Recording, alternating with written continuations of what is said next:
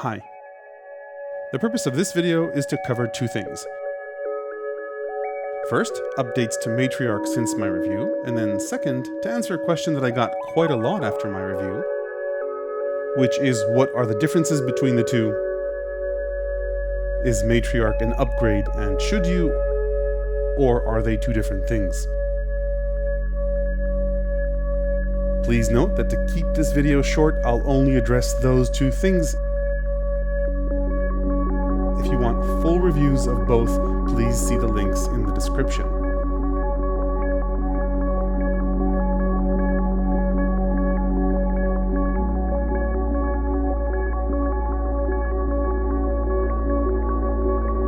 Let's start with the first, which is what's new with Matriarch. The big news is that Moog published new MIDI capabilities, and the reason this is interesting is because the new MIDI spec gives you access to parameters you couldn't previously change on the panel, or some even in the settings, and certainly not modulate, which opens Matriarch up quite a lot. Let me explain. Both these synths have a fully analog signal chain. However, for both, there are certain parameters that you can change and control digitally with MIDI, and the sequencer and arpeggiator are digital as well. On Grandmother, as you can see on screen now, these are the parameters that you can control with MIDI, which is cool, but you also have on-panel control for these parameters as well. On Matriarch, however, MIDI unlocks some pretty neat new functionality that you couldn't currently change on the panel. Some of these things are available in the settings, however that requires a series of key presses, which means these parameters aren't easily accessible, and you certainly can't modulate them with voltage input because there's no voltage input assigned to them. So let me explain. On both these synths, you can control things like the oscillator octave with MIDI, right? So over here I've got VCMC from Befaco sending MIDI CC messages to the MIDI CC that controls the octave of oscillator 1, and I can change it through this as well. And Grandmother supports this as well. By the way, you can also control the fine-tune of the oscillators with two MIDI bytes, MSB and LSB, so there are two MIDI CCs for fine-tune control if you choose. Now, the reason that modulating parameters like this is important is because, for example, octave control on both synths does not have a CV control input. You do have control for pitch, right? So you can change the pitch of an oscillator with CV, but you can't just swap octaves like that with control voltage. Let me give you another example with the delay spacing, right? Which does that, controls the different delays in stereo space, is not something you can control with control voltage on the Matriarch. But here I've got VCMC sending MIDI messages to the CC that controls spacing, right?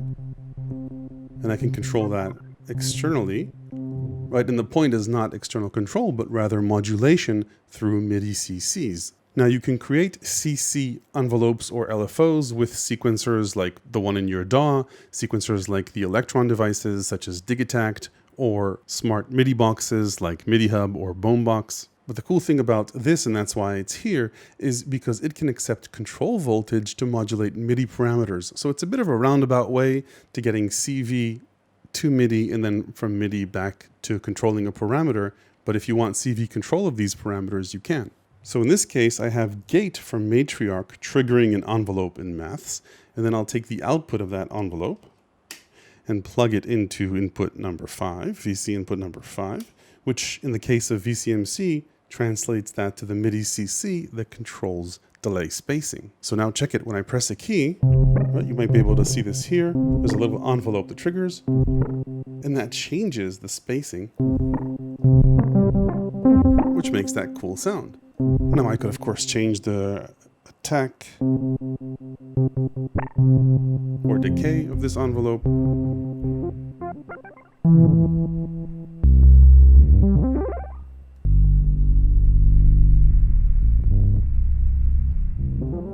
So hopefully you get the idea that in addition to the patch points you already have on Matriarch, MIDI CC control of additional parameters really opened up a lot of functionality in this synth. It also makes maths and VCMC a really interesting pairing for Matriarch, and if you want to see a whole video about interesting pairings for Matriarch and Grandmother, let me know in the comments section below. Now, I won't go over all the parameters you have access to, but a few cool ones are swing for the arpeggiator and sequencer, by the way, right? Both positive and negative, and gate length.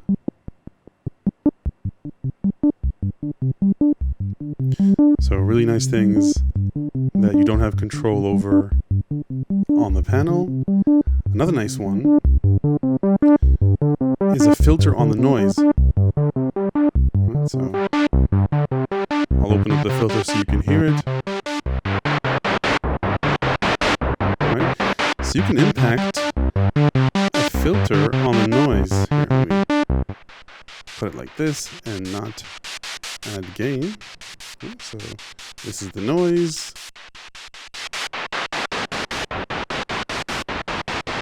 Unfiltered and filtered.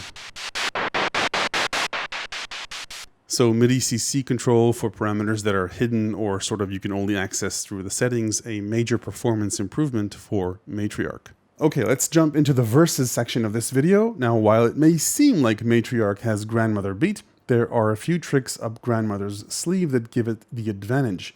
I know you're thinking price, but size also matters. Depending on your setup, Matriarch takes up more real estate than Grandmother.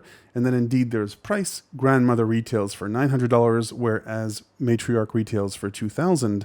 And better yet, because it's been out there for a while, if you're open to buying a used one, you can get a much better deal on Reverb or eBay. Price and size aside, the biggest differences are more oscillators and built-in paraphonic support on Matriarch, along with a stereo signal chain for the dual filters, dual delays, and dual VCAs, and of course there's the spring reverb on Grandmother. So let's dive into the details. Let's first look at what Grandmother has going for her that Matriarch doesn't.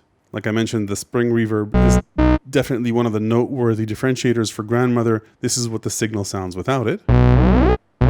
Right? Hard sync and filter, and let's get the spring reverb up to 50%. Right.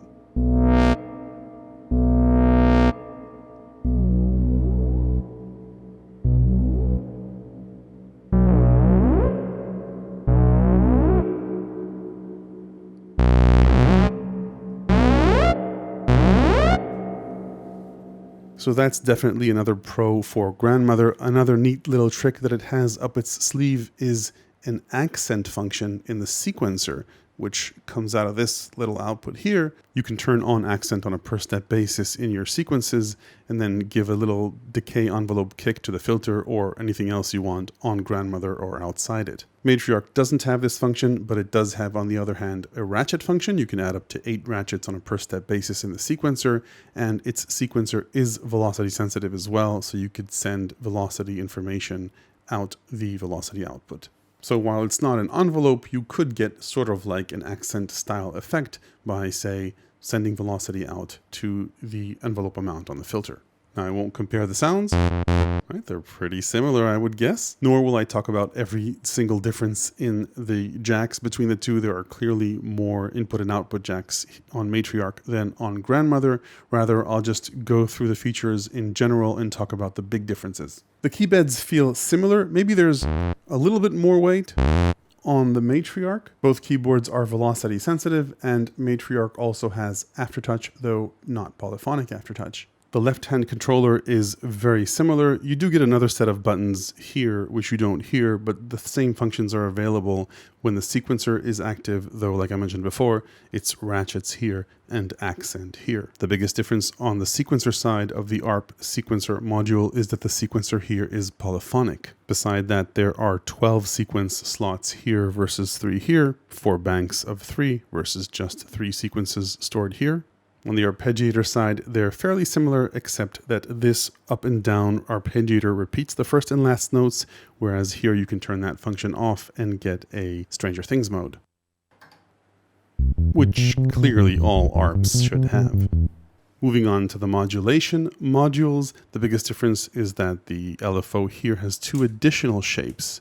This stepped triangle, which steps or samples and holds the level of a triangle LFO based on the speed of your sequence, and then a smooth random mode, which also is really nice to modulate parameters, especially with a slow LFO, I think. Another notable difference is that the LFO can be assigned to impact either the pitch of oscillators 1 and 2, or that of 2 and 4, which is useful among other for hard sync and linear FM, especially when you're in dual paraphonic mode.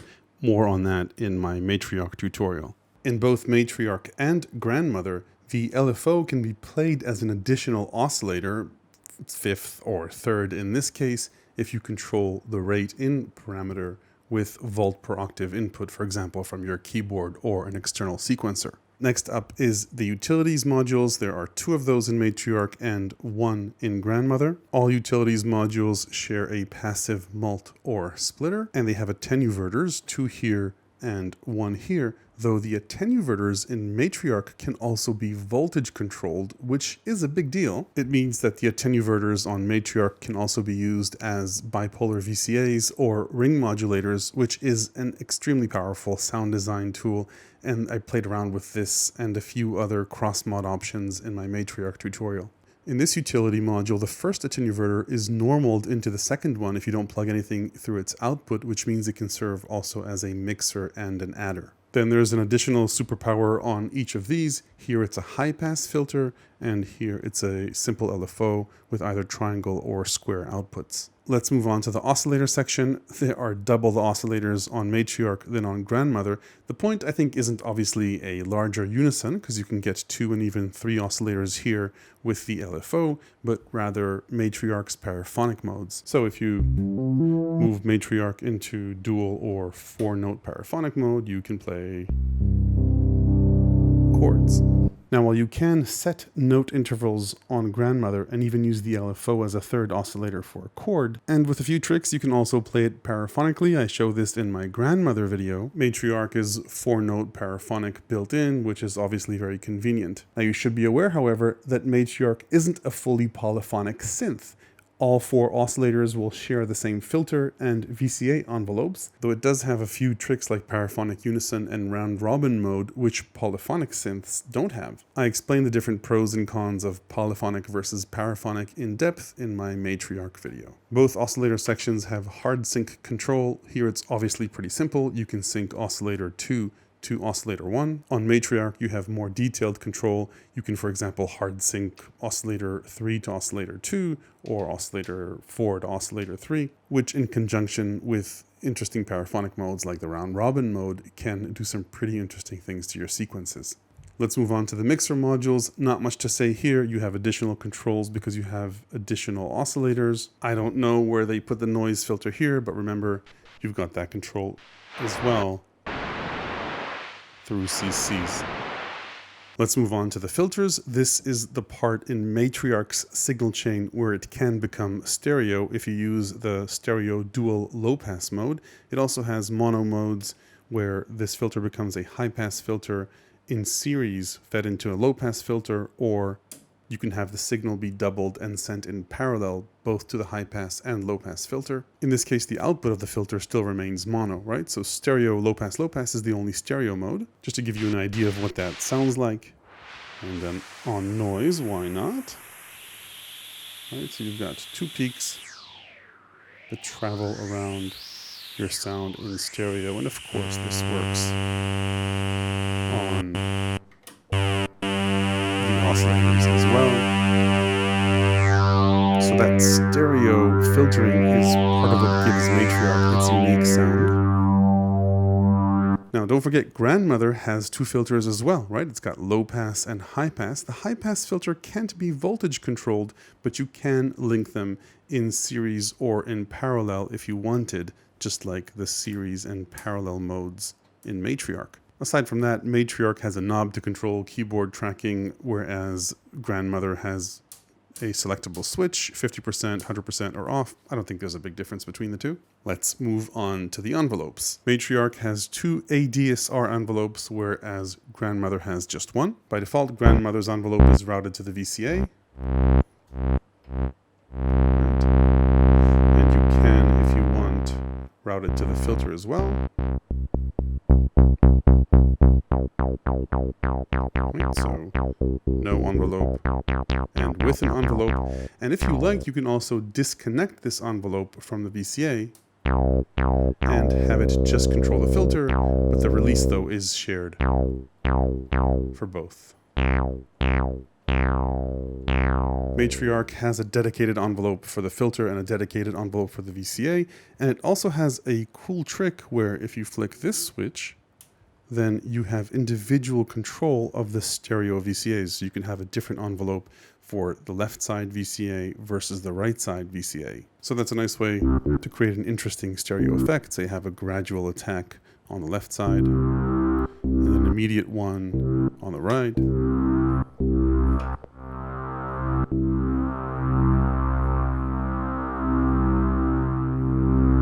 Grandmother has a neat trick where it has both a negative and positive output for the envelope. If you want to invert the envelopes on Matriarch, you need to pass them through an attenuverter. However, the envelopes in Matriarch can be looped. So if you patch the envelope end out into its trigger in, the envelope will loop on itself. We complete the left-to-right tour with the effects section. I already showed you Grandmother's reverb. Matriarch has a dual stereo delay. You can choose to either have it synced to the sequencer or not. If you don't sync it, then it will make these smooth transitions. Right? You control its stereo spacing.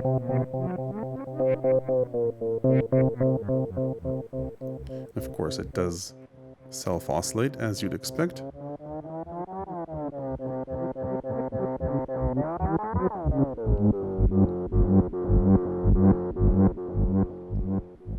If you do sync it, then the transitions will be rhythmic and immediate, which is also really nice.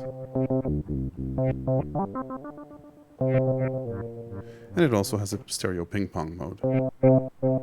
Again, I cover a lot of what you can do with this in my Matriarch video. Suffice to say that this module is quite a delicious part of Matriarch. Let's talk about some other differences. Behind the panel are the settings. If you hit Shift and Hard Sync, you get into global settings mode on both synths, by the way. Grandmother offers a few basic settings like MIDI channel and clock settings, local on-off, and pitch bend, whereas Matriarch has a host of optional settings that really expand the synth, like pitch variance for an even more analog feel, delay filter brightness, various creative paraphonic modes, and Scala microtuning and scales support. Let's take a quick look at the back. Again, I won't go through the ports individually, but clearly there's plenty more to plug in and out on Matriarch, including, of course, an aftertouch output if you want to modulate anything with that.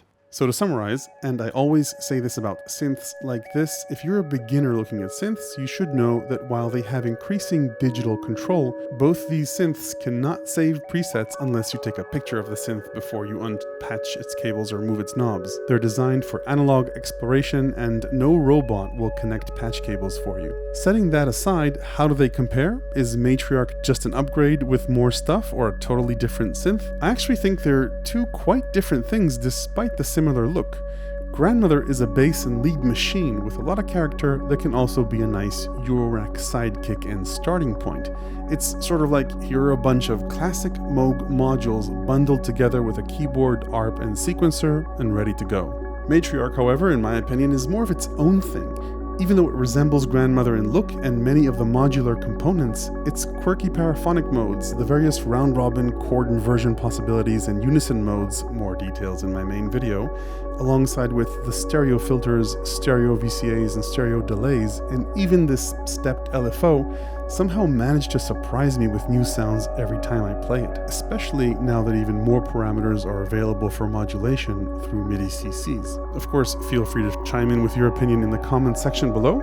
If you want a whole bunch of patch ideas for both synths, check out my main review videos, and for even more ideas, check out my ever-growing book of tips and tricks available to people who support this channel on Patreon. Feel free to ask me any question in the comments section below. Hit like if this was useful, and make sure you ring the notification bell after you subscribe if you don't want to miss the next one. Thanks for watching.